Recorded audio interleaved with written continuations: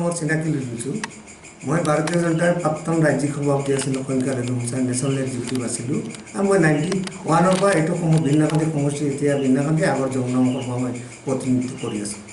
ভাৰতীয় জনতা পাৰ্টি আপোনালোকে দেখিছে সিদিনা 16 তাৰিখ বিন্নাকান্দি সমষ্টিত প্ৰায় 5000 মানুহ জইন কৰিছে। সংখ্যালঘু মোৰ্চাৰ হোজাই জিলা সভাপতি কমৰুলকৰ নেতৃত্বত আৰু আমাৰ জ্যেষ্ঠ নেতাসকলক লৈ 5000ৰ ওপৰত জইন কৰিছে আৰু আৰু কেইদিনৰ ভিতৰত আৰু 5-10 মানুহে জইন কৰিব। গতিকে ভাৰতীয় জনতা পাৰ্টিৰ মিটিঙৰ পিছত আপোনালোকে দেখাইছে বিভিন্ন চেনেলত কমৰুলক চৌধুৰী ডাঙৰীয়াৰ এই ক'ৰবাত পুৰণা কেছ হৈছিল এইবিলাক কোনোবাই ভিডিঅ' হেৰাইছে আৰু এই ভিডিঅ'বিলাক ওলোৱাৰ আমাৰো এজন নেতা সিদিনাখন আমি যে বহুত ৰেলী মাৰি থৈছিল ভাৰতীয় জনতা পাৰ্টিৰ নামত। তেতিয়া এই মানুহজন কেতিয়া জইন কৰিছে ভাৰতীয় জনতা পাৰ্টি? নামটো আপোনালোকে ইতিমধ্যে জানে কমৰুলতে কোন নেতা ঘূৰি আছে। মই নাম এই মানুহজনৰ নাম লওঁতে লাজ লাগে। নামটো আপোনালোকে মই নকওঁ, ইতিমধ্যে চৰ্চাত আহি আছে। যিজন মিটিং আমি চাৰিং পঞ্চায়তত কৰিলোঁ আগদিনা ৰাতি এটা 5 নম্বৰ ৱাৰ্ডৰ কৰ্মী আমাৰ ৰেহান বুলি তেওঁৰ ঘৈণীয়েক 5 নম্বৰ ৱাৰ্ডৰ বিজেপি 20 বছৰৰ পৰা কৰে। ৰাতি গৈ ফটো আপোনালোকক দি দিম, ফটো মানে পিকচাৰো পাই যাব। গোটেই প্ৰগ্ৰামটো কেঞ্চেল কৰিবৰ কাৰণে তেওঁ লাগি আছিল। তেওঁ ভাবিছে বিন্নাকান্দি সমষ্টি এটা মক্কেলৰ জেগা বুলি ভাবিছে আৰু বিন্নাকান্দি সমষ্টি ইমান কনচিয়াছ সমষ্টি অসমত। তেওঁ কালি পৰি আহিছে, নাম মই লৈ লৈছোঁ। আপোনাৰ হুবীব চৌধুৰী ডাঙৰীয়া ভাৰতীয় জনতা পাৰ্টিত কেতিয়াই জইন কৰিছে? হিম্মত থাকিলে ৰাজহুৱা কৰকচোন। কিবা কাৰণত এই মাইনৰিটি বৰ্ডৰ চেয়াৰমেন হৈ গৈছিল, তাতো যিটো ঘোটালা কৰিছে গোটেই অসমত নহয়, মেঘালয় ত্ৰিপুৰা, মই এইবিলাক ক'ব যোৱা নাই। কিমান কেলেংকাৰী পিটি বচাবৰ কাৰণে ভাৰতীয় জনতা পাৰ্টিত আছে আৰু সিদিনাখন দেখিছে ৰেলী মাৰি থাকে। কোন হয়? কমৰুলক চৌধুৰীৰ কেছ হ'বই। মই যেতিয়া 93ত বিজেপি কৰোঁ মোক খলচৌধুৰী ছাৰে মোকো জেলত ভৰাইছিল টাটা কেছত, আমচৰ কেছত। নেতা হ'ব গ'লে কেছ থাকিবই। ভাল মানুহ যেতিয়া কাম কৰিব তেতিয়া আপোনাৰ তাৰ ওপৰত কেছ হ'ব। যদি কাম নাই কিবা নাই আপুনি কোনটো মিটিঙত আছে? ভাৰতীয় জনতা পাৰ্টি হবিবুৰ ৰহমান চৌধুৰীয়ে মাইনৰিটি লোকসকলক লৈ খেলা কৰিছে নেকি? খেলা কৰিছে, দালালি কৰিছে। কংগ্ৰেছ ইউটিউবত দালাল হয় তেওঁ। মই স্পষ্ট কৈছোঁ তেওঁ কিহৰ ভাৰতীয় জনতা পাৰ্টি কৰে। সিদিনাখন চাৰিঙত জইনিং হৈছে পাজাৰ। তেওঁ যদি বিজেপিৰ নেতা হ'লে হয় তেতিয়া বিজেপিৰ মিটিঙত গ'লে সংখ্যালঘু নেতা হিচাপে। ৰাজ্যিক সভাপতি আমাৰ জিলা কাৰ্যনিৰ্বাহক সভা হৈছে, তাতো নাই। তেওঁ ৰাতি হ'লে ইউটিউব মস্তাকানফৰৰ ঘৰত, বদৰবাইৰ ঘৰত। কিহৰ ভাৰতীয় জনতা পাৰ্টি তেওঁ কৰে? মই তেওঁকো সকীয়াই দিছোঁ যাতে এনেকুৱা নকৰিব, নহ'লে সমষ্টিৰ ৰাইজে এনেকুৱা বহু খেদা দিব। এইবিলাক বহুত নেতাক খেদিছে। আমি জন্ম দিছোঁ 34 বছৰ এইটো সমষ্টিত। মই 11ত ইলেকশ্যন খেলিছিলোঁ। মই তেওঁকো আহ্বান জনাই ভাৰতীয় জনতা পাৰ্টিৰ আদৰ্শ নীতিৰ ওপৰত চলিব লাগিব। আমি দেখিবলৈ পাইছোঁ আমাৰ হোজাই ডিষ্ট্ৰিক্ট মাইনৰিটি মৰ্চাৰ কমৰুল হক চৌধুৰীৰ এগেইনষ্টত কিছুমান মিডিয়াত কিছুমান নিউজ বাজি আছে, ইলেকশ্যন লগাইছে কিছুমান মানুহে। কিন্তু কমৰুল ডাঙৰীয়াক কোৰ্টত মানে এতিয়ালৈকেতো কোনো আপোনাৰ দোষী সাব্যস্ত কৰা নাই। কিছুমান মানুহে ইলেকশ্যন লগাব পাৰে, যেতিয়া মানুহ কি হয় চৰ্চিত আহে, যেতিয়া দেখিছে কমৰুল হুছেইনৰ নেতৃত্বৰ মাইনৰিটি মৰ্চাটো আমাৰ আগবাঢ়ি আছে, তেতিয়া কিছুমান মানুহ আছে আমাৰ ইয়াতে আমাৰ কমৰুল হুছেইনৰ পুৰাণা কি আছে কি নাই এইবিলাক নিউজ ওলাই আছে। কোন হয় তেখেত?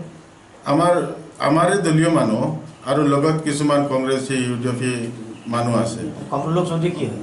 কমৰুল হক চৌধুৰী হ'ল আমাৰ ভাৰতীয় জনতা পাৰ্টিৰ হোজাই ডিষ্ট্ৰিক্ট প্ৰেচিডেণ্ট হয় মাইনৰিটি মৰ্চাৰ। আজিৰ পৰা দুদিন যোৱা 16 তাৰিখত যেতিয়া আমি দেখিবলৈ পালোঁ আমাৰ ৰহমতনগৰ জিপিত এখন মিটিং হৈছে, তেতিয়াই সেইটো সময়তো মিটিংখন ফ'ল' আপ কৰিবৰ কাৰণে সেইটো সময়তো নিউজ বজাইছে। কোনে বজাইছে? কিছুমান কোনে বজাইছে এইখিনি ইমানলৈকেতো আমি ক'ব নোৱাৰোঁ। কিছুমান দুৰ্বৃত্ত মানুহ আছে ইয়াতে, বিজেপিয়ে নেকি?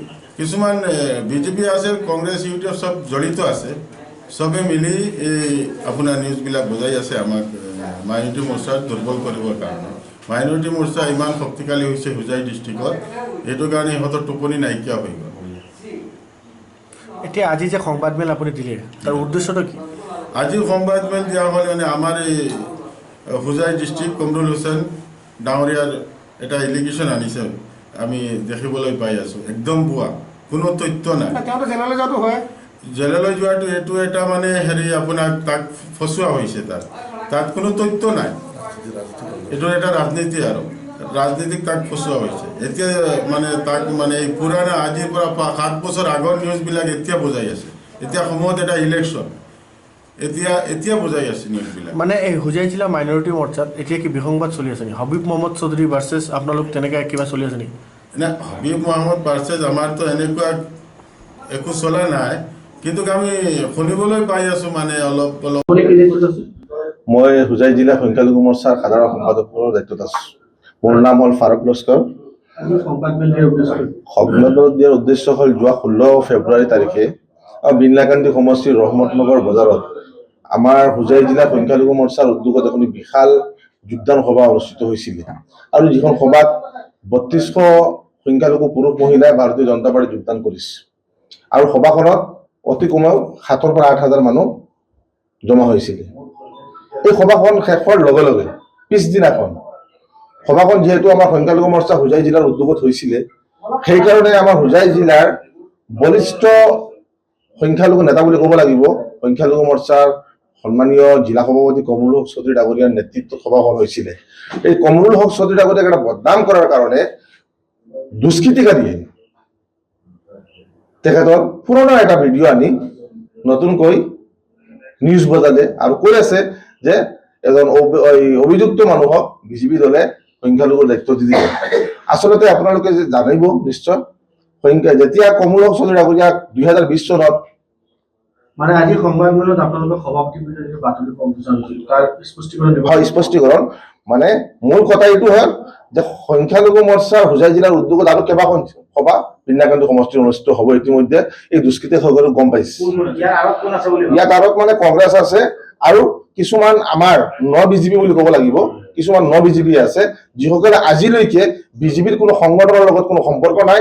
নতুন কংগ্ৰেছী মানুহ আনি UDF-ৰ মানুহ আনি সংগঠন কৰি আছে, ৰেলী মাৰি আছে কোনোবাই, কিন্তু আজিৰ তাৰিখলৈকে সংগঠনৰ লগত কোনো সম্পৰ্ক নথকাৰ কথা বিজেপি কৰি আছে। হবিব চৌধুৰীৰ নাম হ'ব পাৰে, বেলেগৰ নাম হ'ব পাৰে, কিন্তু আমি চাওঁ নিশ্চয় থাকিব পাৰে। আমি সংগঠন, আমি হোজাই জিলা বিজেপি সভাপতি দিলীপ বৰা ডাঙৰীয়াৰ নেতৃত্বত বিজেপি কৰি আছো, সন্মানীয় দিলীপ শইকীয়া ডাঙৰীয়াৰ নেতৃত্বত বিজেপি কৰি আছো। আমাৰ ব্যক্তিগত কোনো লবি নাই। কালি যদি পাৰ্টীয়ে যদি যাক টিকেট দিব এই সমষ্টিৰ বিনলাকান্দিত আমি তাৰ লগত থাকিম, কিন্তু সংগঠন উদ্যত হ'ব। সংগঠনৰ ভিতৰত থাকি আমি তেখেতৰ লগত কাম কৰিম। কোনো সংগঠনৰ ওপৰত কোনোবাই যদি আমাক কিবা কয় আমি তাৰ কথা নামানো, কিয়নো আমাৰ দলীয় এটা নিয়ম নীতি আছে। আমাৰ দলৰ নিয়ম নীতি বুলি সন্মান জনাই আমি পাৰ্টি কৰিব লাগিব।